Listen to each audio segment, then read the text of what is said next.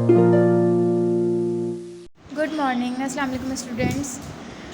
Today we continue unit number 3, sensitivity in living organisms. In previous video we were discussed the endocrine system, the brain, and in this video we discuss sense organs. Let's start.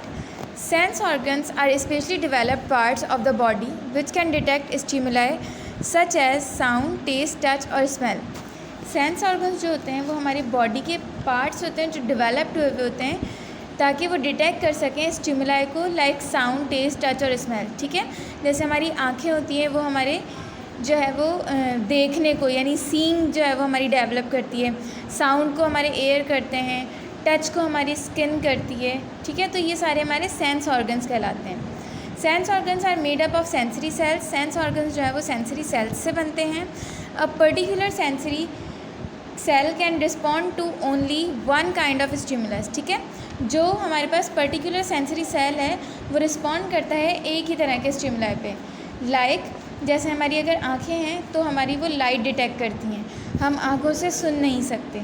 ठीक है, हम कानों से देख नहीं सकते, हम नाक से जो है वो बोल नहीं सकते. तो it can not respond to sound waves. जो हमारी आंखें हैं वो लाइट अगर डिटेक्ट करती हैं तो वो साउंड वेव्स पे जो है वो रिस्पॉन्ड नहीं करेंगी.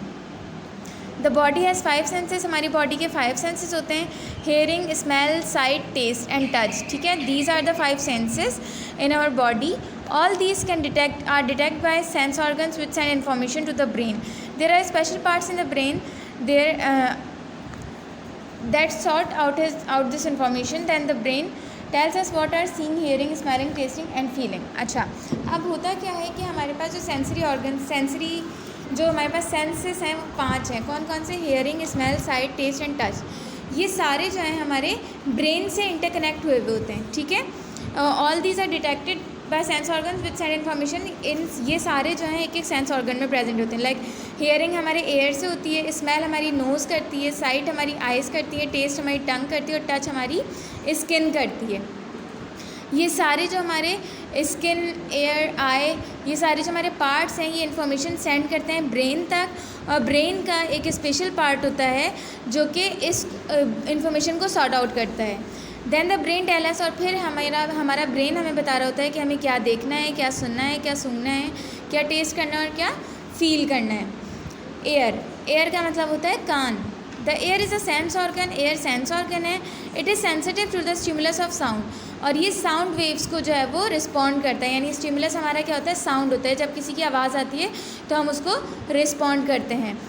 It stretches deep into the skull and turn sound waves into the impulses that the brain can interpret. अच्छा, अब ये होता क्या है? ये हमारा एयर है और ये एयर जो है ये पीछे से हमारे स्कल की तरफ जा रहा है. ठीक है, तो अब इधर क्या लिखा होता है? It stretches deep into the skull and turn sound waves into impulses that the brain can interrupt. और उसके बाद ये साउंड वेव्स को इम्पल्सेस में जो है वो टर्न आउट करता है और हमारा ब्रेन उस पर फिर इंटरप्रीट करता है यानी रिएक्ट करता है.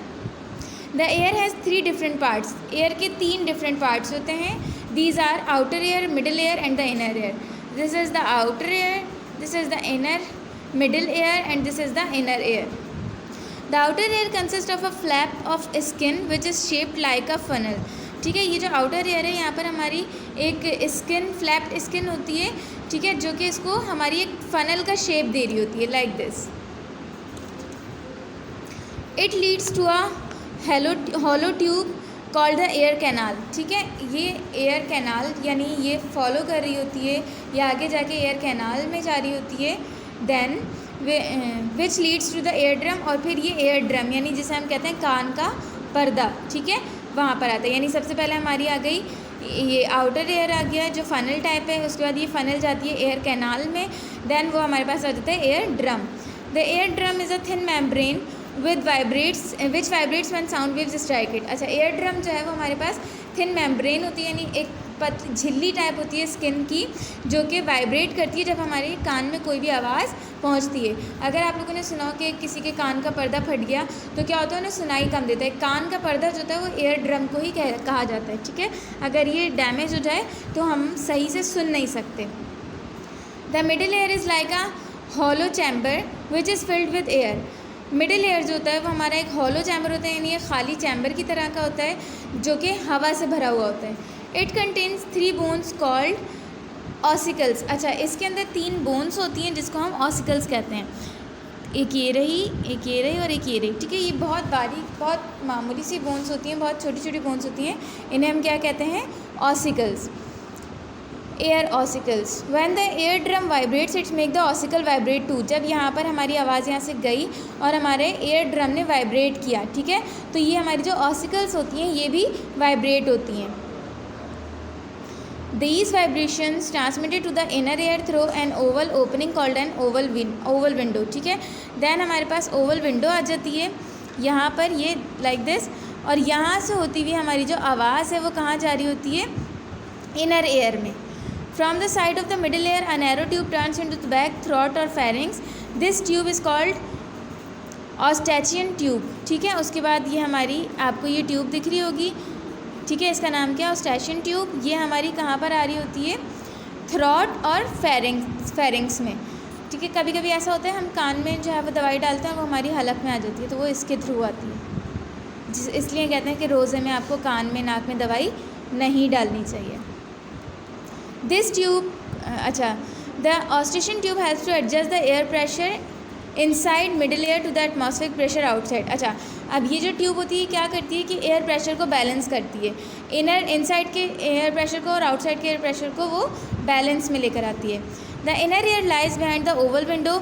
इनर एयर जो है वो ओवल विंडो के पीछे की तरफ जो है वो लाई करता है। The inner air is made up of cochlea, vestibule and the semi circular canals, ठीक है। ये 3 चीज़ें हैं जिनसे हमारा इनर एयर बना हुआ होता है। सेमी सर्कुलर कैनाल्स, और क्या है हमारे पास? कॉक्लिया, और तीसरी चीज़ क्या है हमारे पास? Vestibules. The cochlea has a tube which is coiled up like a snails, ठीक है। कॉक्लिया एक ट्यूब है जो कि स्नेल की तरह कॉइल्ड अप हुई होती है। This tube is fixed with a fluid, ठीक है। ये ट्यूब जो है हमारी फ्लूड के साथ भरी हुई होती है। जैसे हमारा जो मिडिल एयर है वहाँ पे एयर होती है, इसी तरह इनर एयर में हमारा फ्लूड होता है। When the oval window vibrates it makes waves in the fluid, ठीक है। जब हमारी ओवल विंडो वाइब्रेट होती है तो जो हमारी वेव्स हैं वो फ्लूड जो है उसमें हमारी वेव्स बनना शुरू हो जाती हैं। There are thousands of sensitive hairs inside the cochlea which are connected to sensory cells. हमारे कान के अंदर बहुत सारे सेंसिटिव हेयर्स होते हैं जो कॉक्लिया के अंदर होते हैं और कनेक्ट होते हैं हमारे सेंसरी सेल्स से। When the fluid passes over the hair, they send impulses to the nerves which carry messages about sound to the brain. The nerve which connects the ear to the brain is called auditory nerve. अच्छा, अब होता क्या है, वो जो fluid है वो हमारे जब हेयर को टच होता हुआ जाता है तो हेयर हमारे मैसेज सेंड करते हैं ब्रेन तक, ठीक है, कि हमें ये साउंड सुना गया, अब इस पर रिएक्ट करना है। और जो नर्व हमारी कनेक्ट होती है एयर से लेके ब्रेन तक, उसको हम कहते हैं ऑडिटरी नर्व, ठीक है। ऑडिटरी ऑडियो का नाम आपने जो सुना होगा, ऑडियो जो है वो उस आवाज़ को, साउंड को ही कहते हैं, तो वो इसी से निकला है। ऑडिटरी जो है वो ऑडियो से निकला है, तो इसका क्या नाम होता है? Auditory nerve. Okay, so here we complete our topic. In next video we will discuss balance of the body. Thank you so much.